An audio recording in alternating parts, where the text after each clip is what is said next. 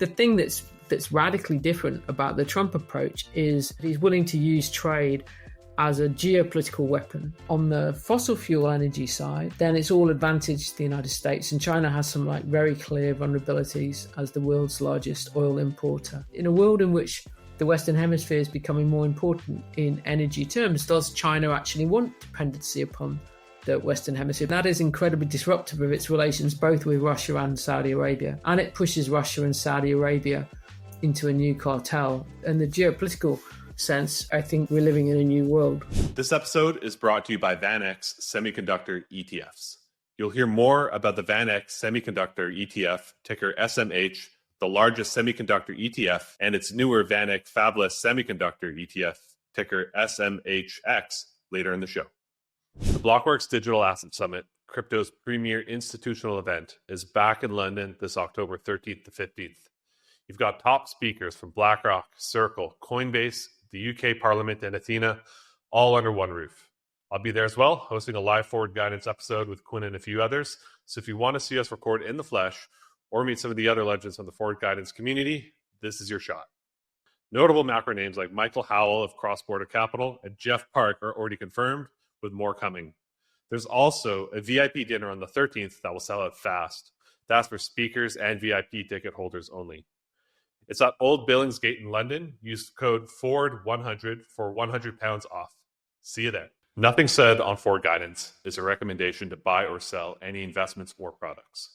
This podcast is for informational purposes only, and the views expressed by anyone on the show are solely their opinions, not financial advice, or necessarily the views of Blockworks.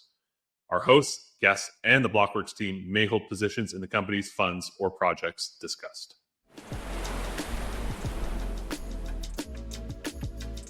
All right, everybody, welcome back to another episode of Forward Guidance. And joining me today is repeat guest Helen Thompson, professor of political economy at the University of Cambridge. Helen, it's an honor to have you on the show again. How are you? It's a great pleasure to be back, Felix. Yeah, there's certainly been quite a bit of developments in the geopolitical landscape since you were on just over a year ago. Suddenly we're talking about tariffs, we're talking about rare earths, we're talking about geopolitical instability.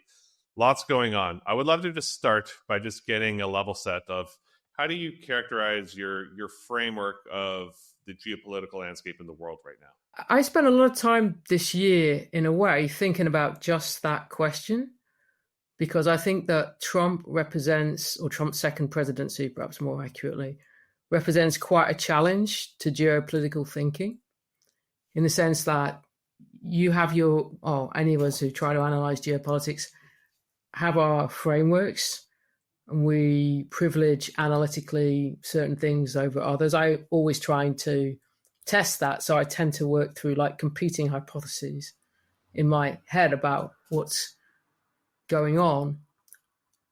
But the problem with Trump running into the second Trump presidency is, at least it seemed to me, that it is possible to make sense of it in some ways in a structural sense. So you can describe certain aspects of the geopolitical world and the material world more generally as they have developed, I'd say, over the last couple of decades, at least since 2005. And you can fit this second Trump presidency into that. And I would do that in terms of energy, in terms of debt, in terms, obviously, very fundamentally, of the problems that China poses to the United States, particularly since 2015, and it's becoming the world's manufacturing superpower in all kinds of ways. But then you run into the personality of Donald Trump himself, and the bits that look so highly contingent upon him. And I wrote a piece earlier in the year, and I said I think the best exhibit of that was all the talk about union annexation, even with Canada. You can give a structural explanation as to why the Western Hemisphere has actually become much more important in geopolitics than it was. And I think that was something that I was saying while Biden was still president. But then you actually try to explain why the American president is now sounding like that on the subject of Canada, and it becomes very difficult. So I think that one of the things that anyone who's now analyzing geopolitics has to do is constantly, in a way, to be stress testing their frameworks of analysis to deal with just how complicated. I don't like using the word unprecedented because I spend a lot of time thinking about like history, and you can usually find some kind of like parallel, but there are things I think that actually are radically different in the conjunction of factors and forces that are now at work, even before, in a way, we get to having this person in the White House. But throw that in as well, and we are in a world, I think, that's actually cognitively draining, trying to understand, and that becomes part of how one has to think about the present geopolitical world.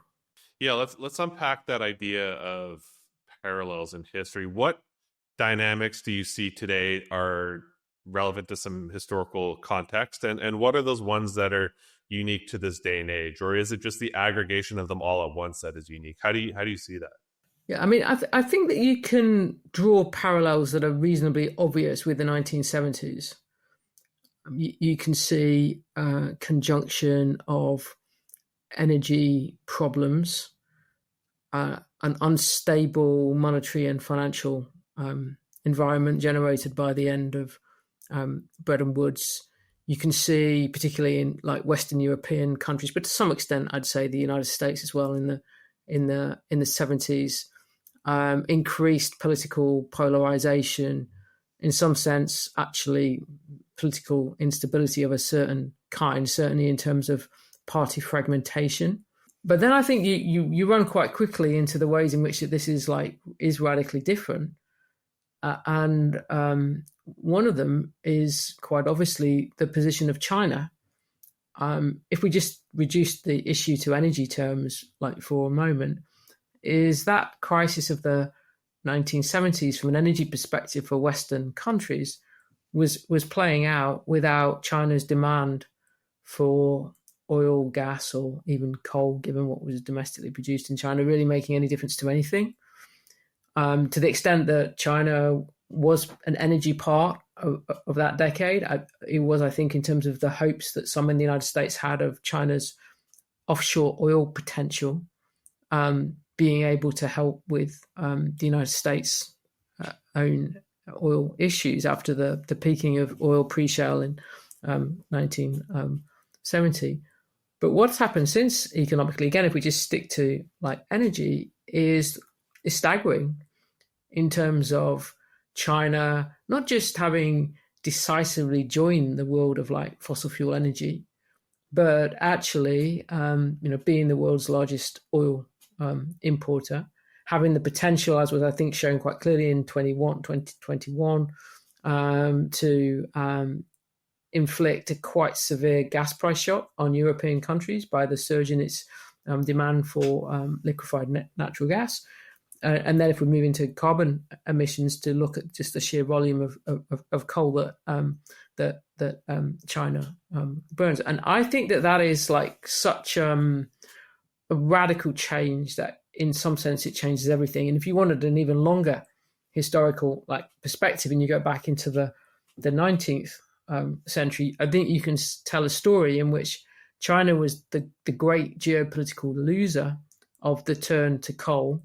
It was actually coal-fired steam warships that opened up China to British power in the first Opium War. China became a place in which other European countries and the United States wanted to exploit for resource purposes, including for coal and to some extent oil. And in that sense, China was carved up by the implications or the consequences of the turn to fossil fuels led by Britain. Now the world is just like utterly radically different. It's the rest of the world that's been fundamentally changed by China's fossil fuel energy consumption. And that's not just different from the middle of the 19th century. That's different from the 1970s. It's even to a considerable extent, I would say, different from the 1990s. It's the world that we've lived in since the early 2000s.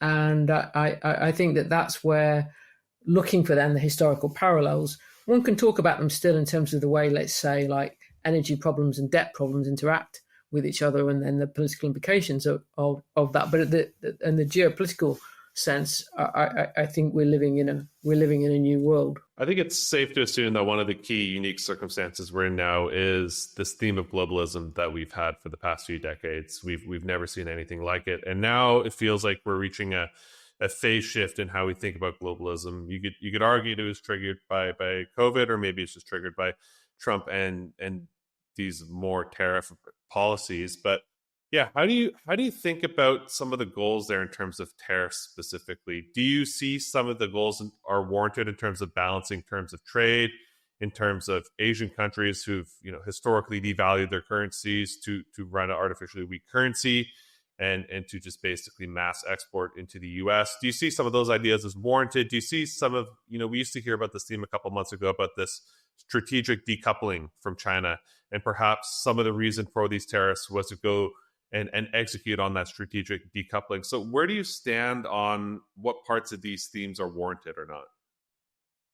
Breakthroughs begin with semiconductors. With over $23 billion in assets under management, the VanEck Semiconductor ETF, ticker SMH, is not only the largest semiconductor ETF, but it has also outperformed the next largest semiconductor ETF. It is built on an intelligently designed and constrained index that includes the whole sector stack, from design to manufacturing. Historically, this unique construction and methodology have helped SMH outperform its closest ETF competitor.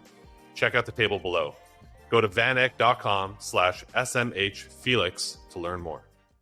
As always, investments in blockchain technology involve risk, terms, and conditions apply. Do your own research.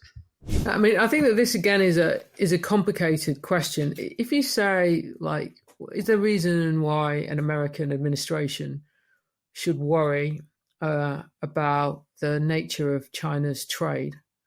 I think the answer to that, whether one likes it or not, in a straight economic sense, is going to be, of course, because there's a history of this now going on for 20 years. Now, it manifests in more than 20 years. It manifests in different ways. Obviously, in the first years of this century, during George Bush Jr.'s presidency, a lot of the attention was on China's exchange rate. But, there's very considerable pressure being put in the US Congress for using tariffs to confront China about its exchange rate. And to some extent, at least, the Bush administration had to be responsive to that. And China, from 2005 onwards, did accommodate some appreciation against the dollar. If you then move on to Trump's first presidency and look at the line since then, I mean, I know you can say he didn't really begin the trade war perhaps till 2018 in the first presidency, and 2017 it wasn't quite there, but he was clearly preparing for it. There's been a continuous thread in US policy since then. It's not like the Biden administration looked at things when it came into office in January 2021 and said, oh, we want a reset on what the Trump one was doing with trade. Indeed, in certain aspects of the tech war with China, I would say that the Biden administration was tougher than Trump one was. And I think if you say, well, why was that the case? I think a good part of the answer is that the Biden administration assumed that if there was to be a bulwark against a future Trump presidency, or indeed anybody else like Trump in that, let's just call it populist space for short hand, then there would have to be reshoring of manufacturing production to the United States. And that was going to mean industrial strategy, and that was going to involve some tariff confrontation with China. And you could see that if you wanted in a particular instance, I think, of where the continuity is, would be the electric vehicles tariffs that the Biden administration opposed in the last year of its time in office. So if we then move on to Trump, what's different is, there obviously is some things that's different, and that is that it's being directed much more widely than against China. Even then, I would still make a caveat and say, if you look at the things that the Biden administration said after the World Trade Organization ruling in, I think it was the end of 2022, or end of 2021, I think it was actually, on the steel tariffs that Trump had put in. I mean, essentially, the Biden officials said, well, the World Trade Organization is not fit for geopolitical purpose in the world in which we live. So you can even say beyond China that there's some continuity. I think the thing that's radically different about the Trump approach is how willing he is to use trade, not just for issues to do with the American domestic electorate. So like saying, actually, we need for political stability to reshore industrially to some extent anyway. It's the fact that he's willing to use trade as a geopolitical weapon across a whole set of issues. And you can see that obviously in relation to Canada, where it was tied quite explicitly to the earlier rhetoric about really how Canada shouldn't exist as far as he was concerned as an independent state. And you can see it now in at least the public justification that's being used for the extra 25% tariffs on India in terms of Russia selling or India purchasing oil from Russia, a couple of million barrels a day. And Trump is also pretty clearly willing to play divide and rule where this is concerned. I think like the way that Britain was effectively offered a trade agreement before the European Union was he uses it in ways that are sort of disruptive in some sense for their own sake. So do I think that there's any kind of strategic rationale or domestic politics rationale for that side of it? I'm not really convinced by it. I can see that there's a little bit more continuity than some liberals would like to think. Having said that, I think that it's not really realistic, I think, to think that there's going to be any American president for the foreseeable future who's going to say, look, que sera, sera, if you like, in terms of economic outcomes from China's approach to trade and manufacturing production. China is just far too an important economy and too seismic in its consequences now, I think, for any American president to take that approach. And again, it doesn't mean to say there won't be all kinds of downsides to the way that this issue is then dealt with. But I just think it's politically unrealistic to think that it would go away under another president. It feels like one notch beneath this tariff war is this fight for important commodities or rare earth metals, et cetera. And that is something that is within your realm of expertise and you focus a lot on. So I want to dig into there. But we've heard through news headlines, there's been moments where, for example, you mentioned Canada, US, there was tension around potash because that's a very important commodity coming from Canada for the US. Then we have in China, there's been this situation with the rare earth metals, which I would love to just get into and just understand. How do you understand these tension points in terms of this tariff war, but then the beneath the surface fight for these strategically important commodities, and where does that lead us in terms of how you think this all plays out? That's a good question, Felix. I mean, I think that there's several different things that are going on. If we just concentrate on energy for a moment, because I think that this is a big part of the picture. If we try to think in a way at a macro level about what's been changing over the last couple of decades, I don't think it can be really underestimated what a significant change it was for the United States to become a gas exporter, and B, for the United States to become again the world's largest oil producer. I think that this is sometimes really quite underestimated in its consequences, because if you wind the clock back to the crash, essentially there were two large oil producers in the world, and they don't have cooperative relations with each other. That's Saudi Arabia, obviously, and Russia. And then you have a third country in the United States that rises to become in the end the world's largest oil producer, and that is incredibly disruptive of its relations both with Russia and Saudi Arabia. and it pushes Russia and Saudi Arabia into a new cartel, OPEC Plus, from 2016. And I think it is important to see how the world economy and its recovery from the crash has depended on that staggering rise of US shale oil. And then I think the question of how long the shale boom lasts before we start seeing some significant declines in overall shale production, I think is a very, very live question. And so I think one way of thinking about the Biden administration's failure, if you like, was that it bet that there could be a significant shift through the energy transition to electrification by the time that the shale oil boom would be on the decline. And that was a failed bet. I mean, they're not going to see the end of the consequences because it's going to play out like under Trump. I think the second thing that's true is that if you look even in the last now since like 2018, probably 19, certainly since the pandemic, where the growth more generally in oil production has come from, so not just out of shale, it's come out of the Western Hemisphere. Brazil's been quite important to that. Guyana has been even more important to that.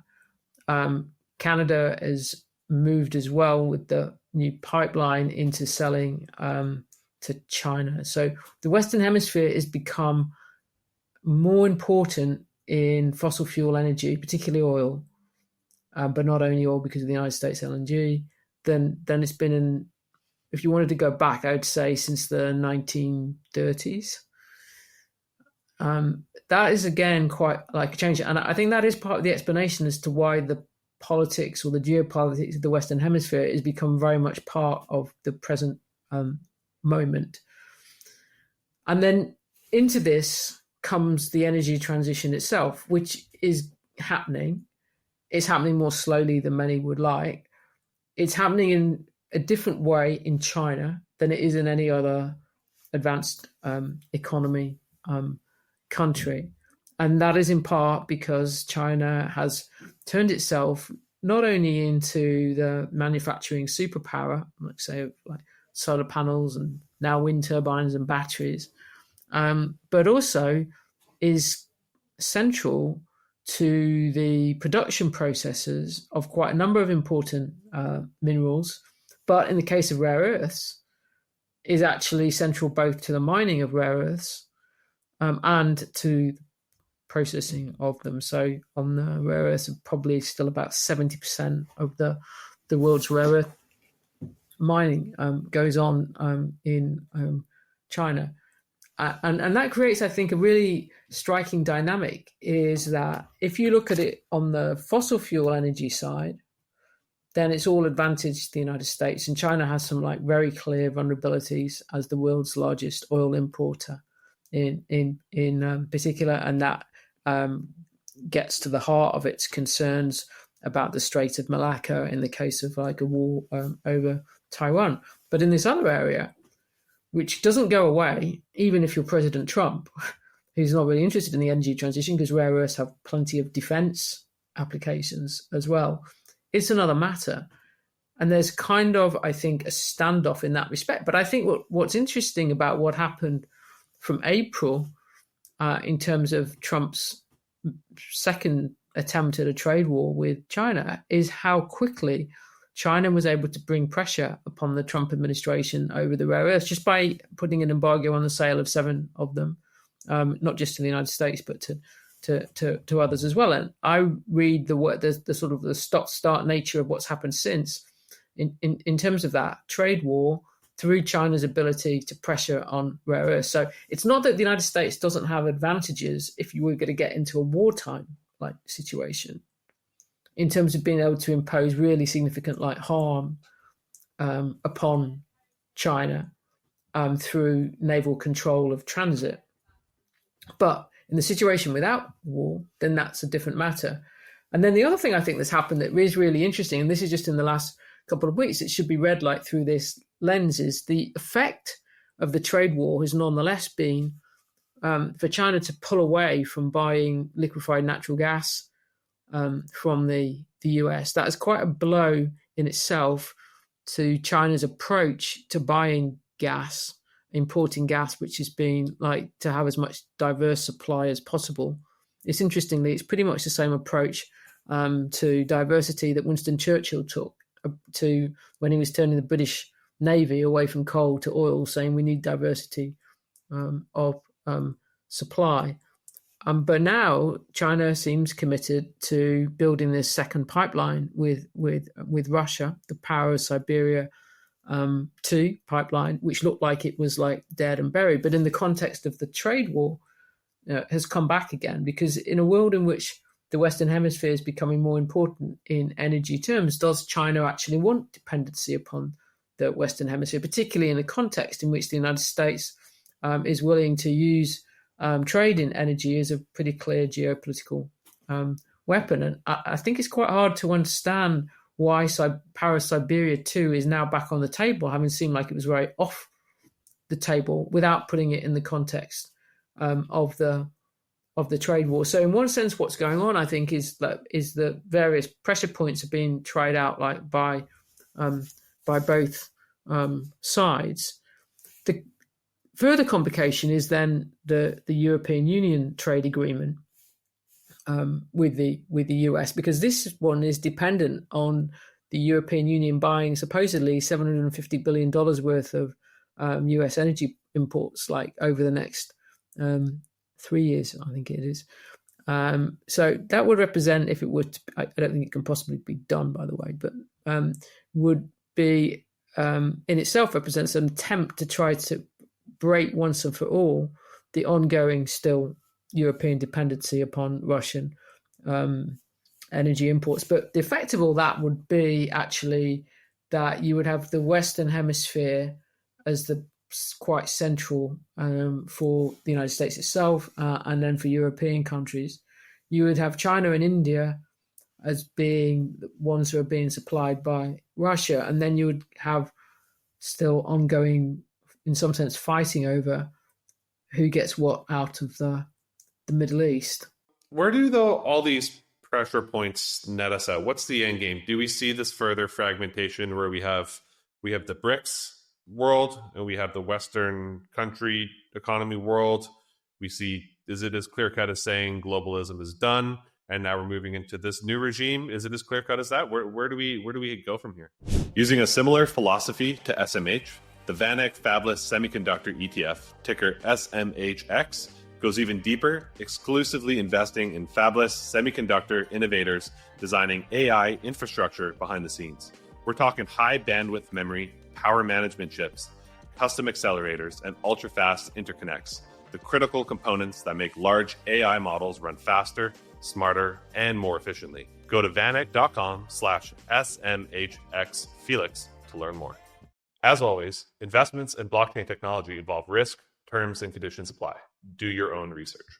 I don't think it's as clear cut as that. Yeah, never is. Never is. No, I mean, I think two things here. First of them is that it's all very well the politicians, even when they're the politician of a most powerful state like the United States, having a geopolitical will about this, that, and the other, but it's actually corporations who do the actual business of the world. And you can see that if you just go back to the example I used a moment ago about the EU trade deal. I mean, the EU doesn't have any capacity to say that $750 billion dollars worth of US imports will arrive in the European Union like over the next 3 years. I mean, it just doesn't have the authority, let alone the capacity, to do that. And in terms of, if you're a country that still receives pipeline gas from like Russia in like Central Europe, then switching to buying maritime gas that's more like expensive is a very, very big, very, very big deal. So I think that that's one thing that's true. I think that the second thing that's true is that actually it's not at all clear that the world, in the whole world sense, I mean by this, can do without Russia as an energy player in the medium term. I'm not sure that it's viable to say, okay, Russian energy goes to China, to India, other parts of Asia, and to Turkey. And that even if you bring the Middle East into it, Middle East and Western Hemisphere for elsewhere. And this goes back to the question of what is going to happen at the end of this decade, beginning of the next decade, if there isn't a significant reduction in oil consumption. And if you look at what the International Energy Agency has been saying, literally just this week, is now forecasting that oil consumption is going to rise till at least 2050. So it's really pushed back on the idea that peak oil consumption is arising like anytime soon. Its new message is, look, if there's not investment just in existing capacity, there's going to be serious difficulty by the end of the decade. Now, I think that in lots of ways, with oil, a way is always found. But one of the ways in which this time a way will be found, I think, will be accommodation with Russia again, like by the end of the decade. And you can see, I think, that one of the frustrations of Trump in not being able to force Putin to the table over Ukraine, or he's forced him to the table, but not actually being able to deliver, is that the US oil companies, not least probably ExxonMobil, like want to go back into Russia. And in that sense, I think it shouldn't be underestimated what a failure, not just in terms of his personal credibility, but in terms of any attempt at a medium term, at least, approach to energy, the inability of Trump to bring Russia's war against Ukraine to an end is. And what we can see if we just look at what's happened since 2022 is a lot of the time is that what's happened to Russia's oil trade in particular is just that it's been geographically reconfigured. So European countries buy somewhat less. India buys quite a lot more. European countries don't buy crude, but they buy refined petroleum, including from India, China, Turkey, that has come from, been processed from Russian crude. So at the moment, the world hasn't really done without any less Russian oil in one way or another than it was doing before the 24th of February 2022. But in circumstances in which production might be a bit tighter by the end of the decade, then I think the possibilities of Russian shale in particular will come into play. You mentioned the Ukraine-Russia war, which I think is a good segue into something I want to cover, which is part of this global theme, but specifically around military defense spending, NATO, and then what's going on with the rest of the world as well. So we've seen one of the other big themes at hand from the Trump administration is this pursuit and pressure for other Western countries to increase their defense spending as a percentage of GDP to match what the U.S. is doing and match what the intention was with NATO originally. And so I really pair this theme with what is this other major theme in terms of spending, which is high debt levels in these Western countries. So we're seeing the situation we saw a few months ago where Germany took off their fiscal brakes and decided to increase their fiscal deficit spending and also to focus further on defense spending more so. This is a major shift that hasn't happened in quite a few decades. And so I would just love to hear about, how do you think about the shift towards, all right, we have high debt levels and now we're going to increase defense spending, and perhaps the U.S. will try to pull back at the same time a little bit and let other countries foot the NATO bill?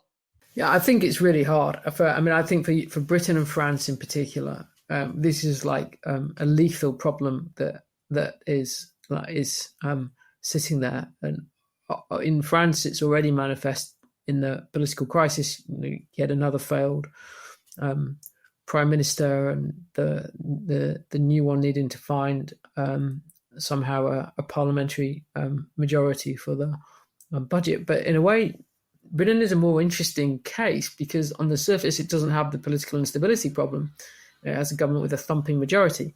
But actually, that government over the last few weeks has pretty much shed the last bit of credibility that it had, and that it has to deliver a budget on on the 26th of November, I believe, that they've set the date for, in which all the briefings would suggest they're going to be tax increases. And I'm not sure if you go through another round of like what will be painful tax increases, given the ones that were already being imposed, not just by this government, but by the previous one too. And then you say, well, we're going to still find some way of spending 5% of GDP on defense by whatever year it's going to be. First of all, it's very hard to sell that to an electorate that already thinks that you are one of the most incompetent governments that the country's ever seen. And there's no government that's ever had such a crash in poll ratings in the first year as this one. But also just how the sums like add up in terms of like you already have a situation where the yields on various length bonds are rising. It's not difficult to see how you could have a bond market crisis in Britain over the next 6 weeks or the next couple of months, either in the run-up to the budget or the budget, like immediate aftermath of the budget itself. And then how are you going to do this? It just doesn't seem politically possible. Now, you can tell a nice story, which is what I think the British cabinet would like to do, which is, look, defence expenditure is going to drive economic growth. It's going to create jobs from one end of the country to the other. Well, maybe it will in time, but that's not an answer for like the actual fiscal situation that Britain is in at the moment in time, combined with a deeply like unpopular government. And one of the reasons why it lacks credibility is because the very size of its majority, and yet it was unable to make the public expenditure cuts in terms of welfare than it had promised. So nobody thinks that this is a government that is capable of doing any public expenditure cuts. And yet somehow it's going to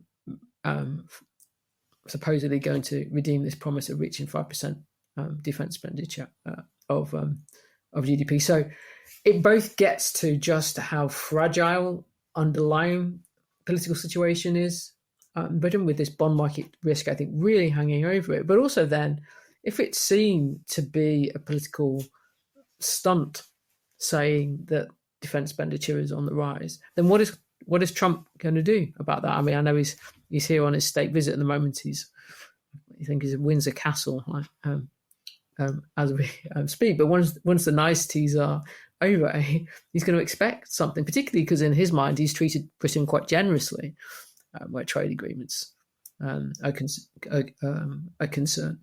So overall, it sounds like you think that these countries will be constrained in their ability to reach those defense spending targets because the bond market's going to throw a fit. I do, yeah. And also, but I think in the British case, at least, that also in some sense the electorate's going to throw a fit about it because of the fact of like what it goes hand in hand with. And again, at the moment, it's difficult to know like where the tax increases are coming. But if you think of the tax increases that have been made so far, the expenditure cuts they were made, the winter fuel allowance, they've all been pretty unpopular. It's interesting to contrast what these other countries are struggling with right now with this ability of the U.S. to be able to foot the bill for so many years because they've been the reserve currency. They've been able to run much wider deficits than any other country could sustainably do. For the last part of this conversation, I want to lean into that idea of where you think the reserve currency heads out from here. We've seen a huge run up in gold over the last year, so it looks quite clear that it's central banks that are buying it. So, yeah, how sustainable do you think that dynamic is with the reserve currency when you see gold acting like it is recently? I'm still of the view, though I keep testing it, that the threat to the dollar is exaggerated. And that isn't because these things in themselves, like the gold purchases, don't matter. I think that they do. It's just very difficult to see where or how another currency, whether it's an actual currency or a digital currency or whatever, replaces the dollar. Because the dollar seems to me is so embedded in the world's financial system itself.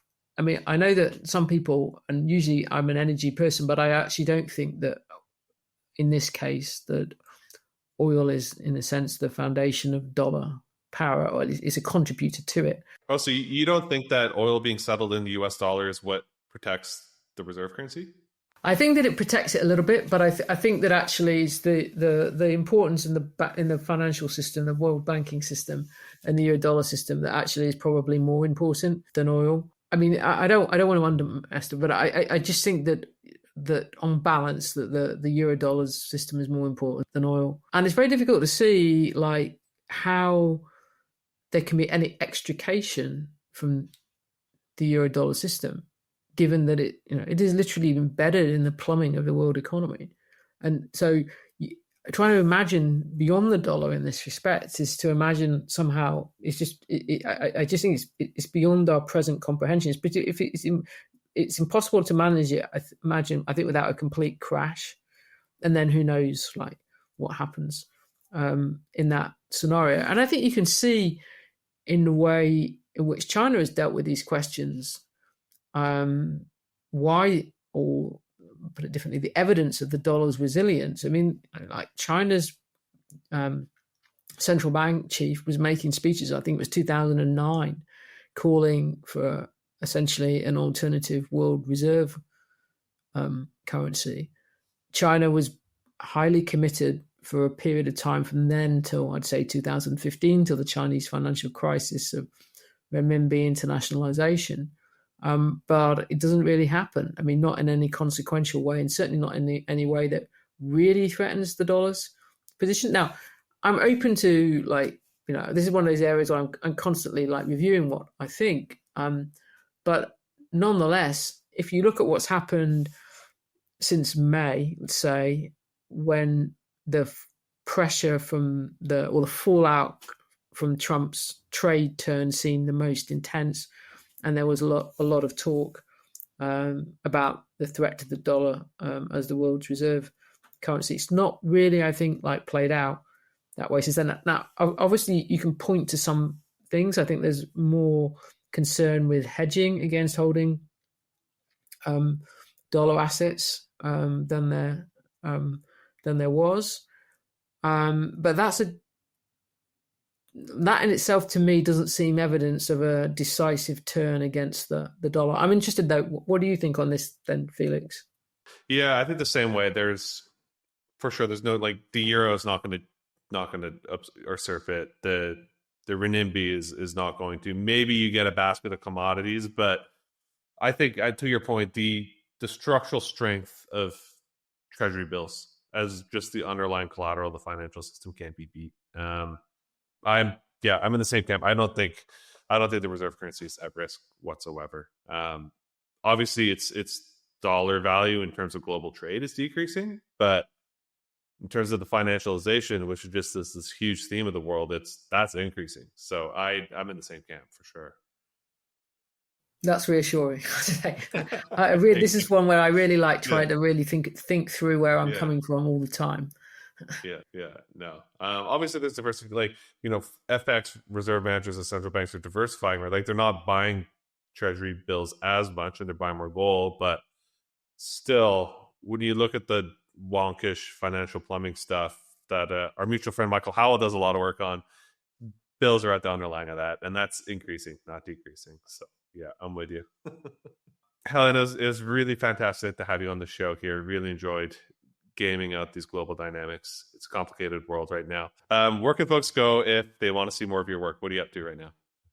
Well, I'm actually writing a new book, so I'm deep in thought about that at the moment. But my book, Disorder, Hard Times in the 21st Century, sets out a lot of the ways in which I think about geopolitics, and particularly not just the importance of energy, but the relationship of energy to the monetary and financial questions of the kind that we've been talking about. The 2023 version, so the paperback version, has an update on the Ukraine war. Amazing. All right, well, Helen, really appreciate you joining the show. Really enjoyed that. Thanks so much. It's a pleasure, absolute pleasure, Felix. Thanks very much for having me.